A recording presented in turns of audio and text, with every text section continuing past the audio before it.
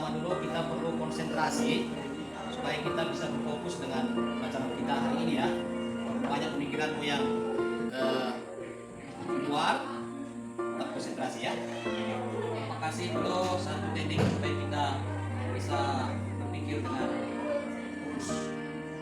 Bentar, satu video, dengarkan ya.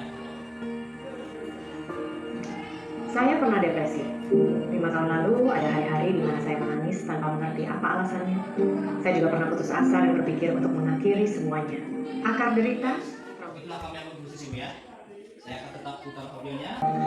Mindfulness adalah kesadaran dan perhatian penuh terhadap apa yang terjadi dalam diri kita dan apa yang sedang kita lakukan. Seringkali kita tidak mindful. Tubuh kita di sini, tapi pikiran kita malah lari kemana-mana, penuh dengan berbagai kecemasan. Apakah itu seputar keluarga, pekerjaan, kesalahan masa lalu, berita buruk hari ini, masa depan kita, masa depan bumi, atau konflik, gosip, dan kekejaman yang kita lihat di media sosial. Ketika kita membiarkan kecemasan ini mendominasi, maka kita menderita. Kita bisa libur dari rasa cemas dan merasa lebih damai dengan mengambil waktu untuk mindful, menyatukan pikiran dan tubuh kita, memberikan perhatian penuh kita pada apa yang terjadi di saat ini.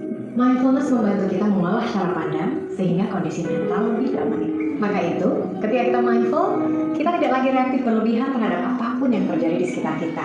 Jadi nggak mudah terprovokasi, marah, atau cemas, jauh dari stres. Baik, Anda bisa latih mindfulness dengan sejumlah cara berikut ini. Meditasi duduk. Jika dilakukan secara benar dan teratur, rumit. Anda bisa duduk bersila di lantai atau duduk di kursi. Duduk dengan nyaman, punggung lurus. Perhatikan nafas yang masuk dan keluar dari lubang hidung Anda. Sadari nafas ini sepenuhnya. Nafas masuk, saya sadari, saya nafas masuk. Nafas keluar, saya sadari, saya nafas keluar. Nafas masuk, nafas keluar, masuk, keluar. Jika sulit memperhatikan hembusan nafas, Anda bisa rasakan naik turunnya perut. Sadari perut naik turun ketika bernafas. Nikmati nafas ini. Jangan lupa sambil setengah senyum, karena ini merilekskan otot wajah, otak, dan tubuh. Ketika meditasi duduk, ketika ini terjadi, izinkan dan amati saja pikiran-pikiran ini tanpa menilai apakah ini baik atau buruk. Setelah itu, relakan, lepaskan. Meditasi mindfulness melatih kita untuk menahan keinginan untuk menghakimi atau menilai, membuat kita dan belajar bagaimana mengatasinya. Kita tatap derita secara dalam, cari akarnya, dan pada akhirnya lepaskan. Stres karena derita berkepanjangan hanya membuat kita sakit. Selalu ambil waktu untuk kembali ke diri sendiri dengan memperhatikan nafas kita di saat ini demi menghindari kecemasan dan menyembuhkan luka batin. Dengan mindfulness, semoga Anda juga merasakan ketenangan yang sama. Boleh, kembali. Kok katanya? Ya, apa yang dirasakan? Tenang ya. Apa yang kamu rasakan? Beneran?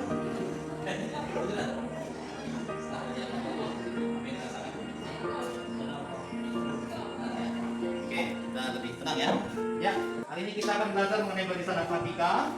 Tujuan pembelajaran kita ini ada dua. Yang pertama nanti melalui pembelajaran Heger yang akan kita ikuti. Kita akan mengidentifikasi fakta dan juga berdasarkan pola dengan benar ya. Baru nanti melalui pembelajaran Heger juga kita akan menemukan rumus suku ke n barisan aritmatika ya. Ya, saya akan menyampaikan apa saja langkah-langkah belajar kita ini. Yang pertama dia akan tampilkan gambar sebagai pemantik pertanyaan kamu. Kemudian yang kedua nanti saya akan membagikan RKPD tempat kerja.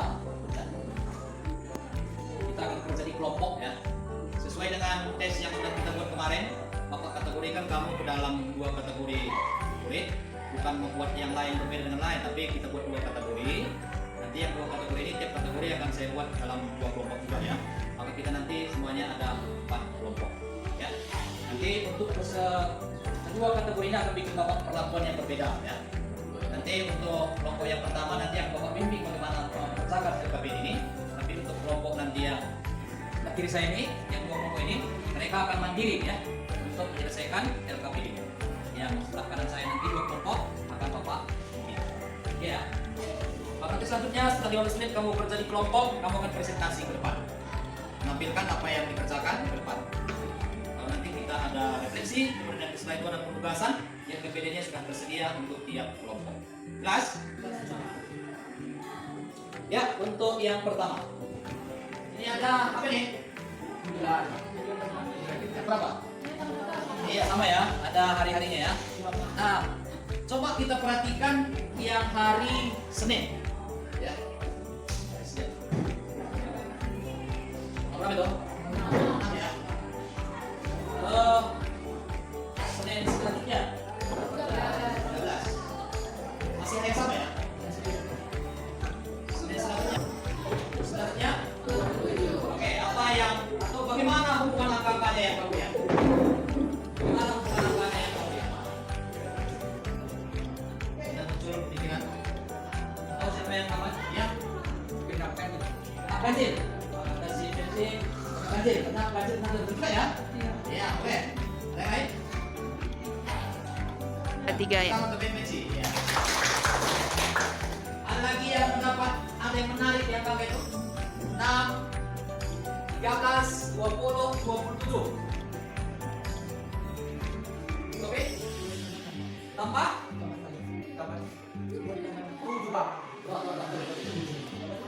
Tambah? Ulang. Ditambah? Tambah 7 ya? Ayo. 6 tambah 7? 13. Tambah 7? 20. Tambah 7? Iya. Asyik kita lanjut. Ada yang menarik ternyata dia tambah-tambah 7. Itulah nanti yang menjadi salah satu contoh barisan aritmatika. Dia ditambah-tambah dengan bilangan yang sama ya. Tetap. Begitu ya.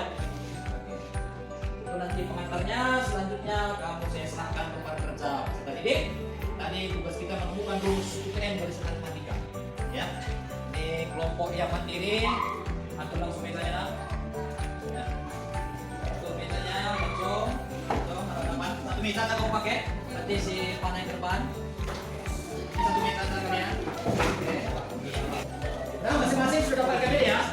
Di situ halaman pertama ada kelompok, kelas, mata pelajaran, topik. Kamu isi nomor kelompok kamu ya. Ini 1, 2, 3, 4 tulis ya. 1, 2, 3, 4.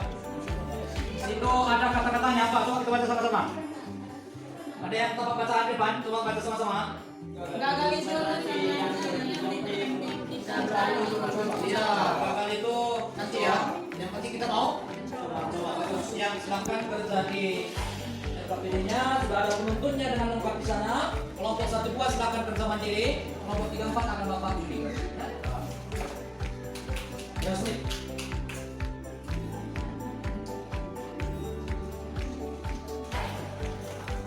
Pertama ya, itu kita menentukan rumus N ya. Cuma ada dua nomor ya. Ya. Hari pertama dia uangnya berapa? 1.000. Hari kedua, hari ketiga, hari keempat, hari kelima. Ya. Jadi pertanyaannya gini ya, misalnya hari kemudian, hari kemudian. Jadi kalau misalnya kita tambah-tambah.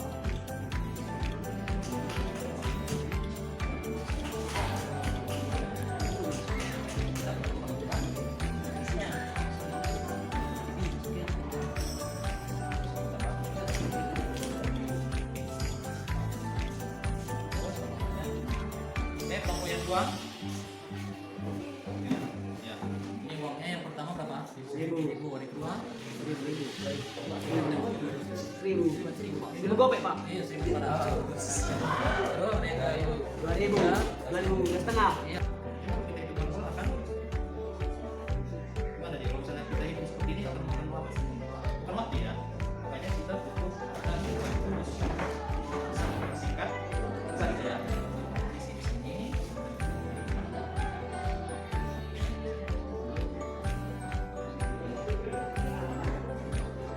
Walaupun ini saya suruh mandiri, tetap saya jaga sini supaya kita tahu di sini. Oke ya, coba kita di sini. Ini kalau kita apa ya? Semuanya saya tuntut. Indeks U tadi 4, koefisien B 3, ya kan? Terus indeks U tadi 5, koefisien B 4. Berarti kalau indeks U N, maka koefisien B akan kurang 1 dia ya. Karena tadi 32, terus 32,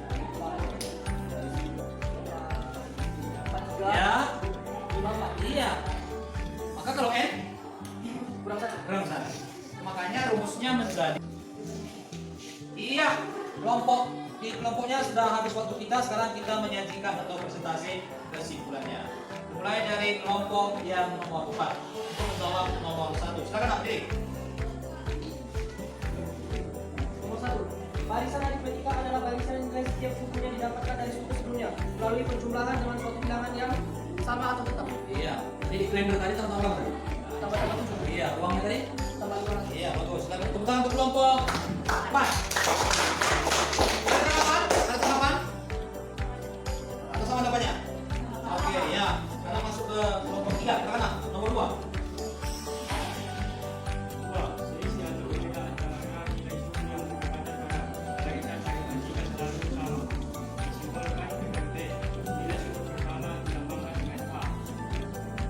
Ya, ada yang mau tanggapi?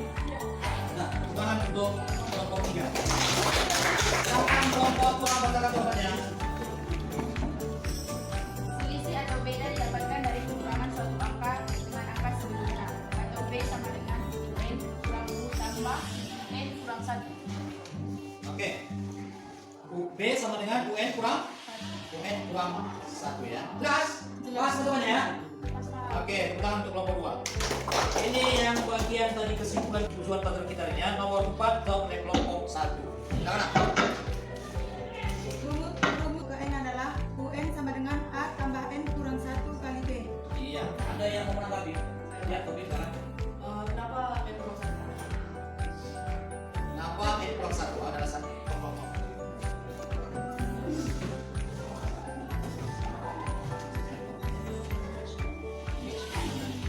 Kelompok 4. Silakan. Karena indeks U dan koefisien 1. Koefisien B ya. Koefisien B perselisihan. Koefisien berapa tadi ya? Selisih 1. Iya. Tadi B ya. Ternyata tadi dia selisih 1. Makanya dia N kurang. Iya, bagus. Tepuk tangan untuk semuanya. Nanti siang ini kita akan ada penugasan. Penugasannya berbeda untuk kelompok 1, 2, 3, dan 4 ya. Nanti saya buat Google Drive-nya ya, Google Form-nya nanti kamu isikan ke sana jawabannya ya. Kita penugasannya di rumah, tidak di sini ya. Tapi nanti tiap kelompok mengerjakan nomor yang berbeda. Nanti dikirim ke drive alamatnya yang saya kirim. Oke, selanjutnya kita akan merefleksikan pengalaman belajar kita hari ini. Ada yang mau spontan mengasih tahu apa yang didapat hari ini atau pengalaman apa yang didapat hari ini? Silakan disampaikan. Tantangan baru papan depannya. Coba dulu. Pembelajaran. Iya. Ada yang salah?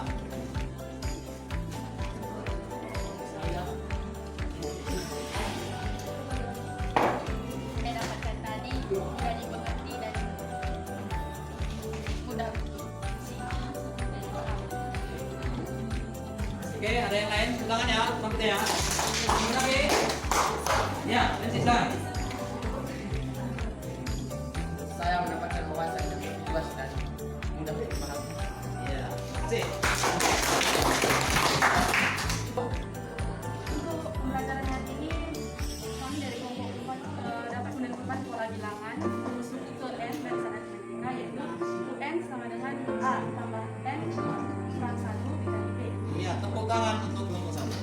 Pelajaran kita sudah selesai. Terima kasih untuk kerjasama kita dan nanti tugasnya dikirim ke link drive yang saya kirimkan ada di KBD ya. Baru di KBD mu ada di situ. Apa katanya? Lingkaran itu yang apakah semerut senyum kamu dari pelajaran ini. Terima kasih untuk kita. Tepuk tangan untuk semuanya. Sosial, emosional, dan berdiferensiasi.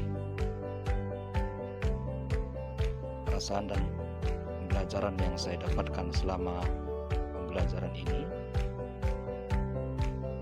saya awalnya merasa ini akan sulit dan akan kurang bisa diikuti oleh murid dengan baik, karena ini merupakan sesuatu yang belum pernah saya lakukan dalam pembelajaran di kelas. Dalam RPP saya meletakkan PSE di awal pembelajaran serta menyandingkannya dengan doa.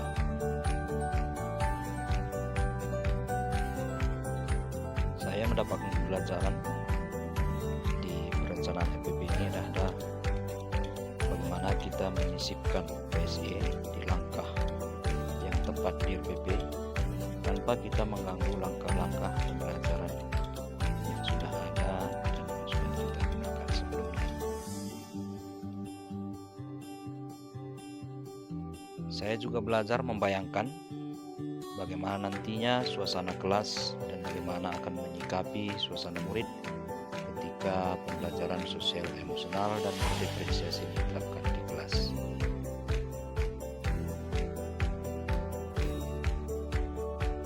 Nah, perasaan dan pembelajaran yang saya dapatkan ketika pelaksanaan pembelajaran. Saya senang karena ternyata murid menikmati, merasa tenang ketika dilakukan mindfulness. Mereka tampak ceria ketika pembelajaran berlangsung.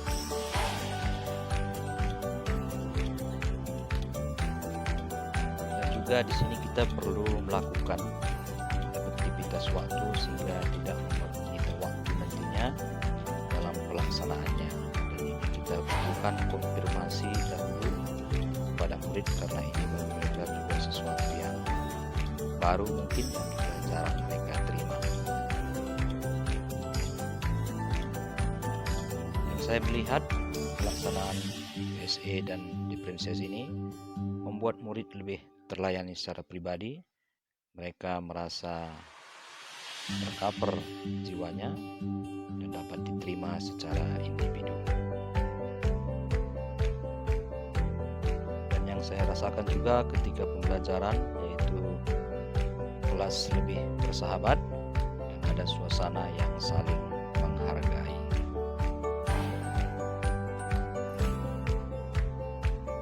Nah, untuk rencana ke depan, rencana perbaikan untuk pembelajaran berikutnya di kelas, saya akan berusaha menambah aspek teknik pembelajaran sosial emosional dalam pembelajaran, keterampilan bersosial, juga empati mereka tentunya perlu ditingkatkan lagi selain pengenalan diri. Dan juga ke depan kita perlu konfirmasi dengan baik tentang teknik PSE dan pembelajaran diferensiasi kepada murid sehingga tidak ada terkesan pemaksaan ketika kita lakukan pembelajaran sosial emosional dan juga berdiferensiasi. Mereka juga menikmatinya dengan leluasa. Hal ini saya rasa perlu pembiasan sehingga aktivitas waktu nantinya dapat diatur dengan baik. Mungkin karena pembelajaran masih belum efektif dalam penggunaan waktu. Dan kedepannya ini diperlukan pengimbasan pada rekan-rekan guru lain supaya juga dapat diterapkan di kelas yang lain demi kelas yang hebat bersama sekolah